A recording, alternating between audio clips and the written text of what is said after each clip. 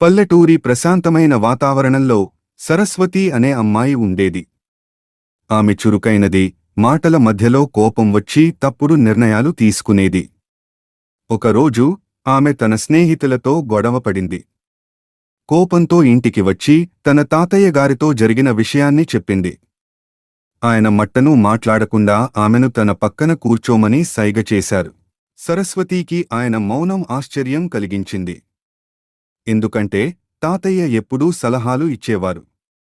కాని ఆ రోజు మాత్రం మౌనంగా ఉండడం ఆమెకు అర్థం కాలేదు.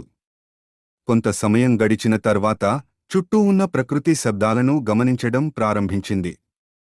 పక్షుల కిలకిలారావాలు, గాలి ఊపిరి, ఆకుల సలసల, ప్రతి శబ్దం ఆమె మనసును ప్రశాంతంగా మార్చింది. తాతయ్యగారు ఆమె వైపు చూసి చిరునవ్వు నవ్వారు. సరస్వతీ, మౌనంలో కూడా ఎంతో శక్తి ఉంది.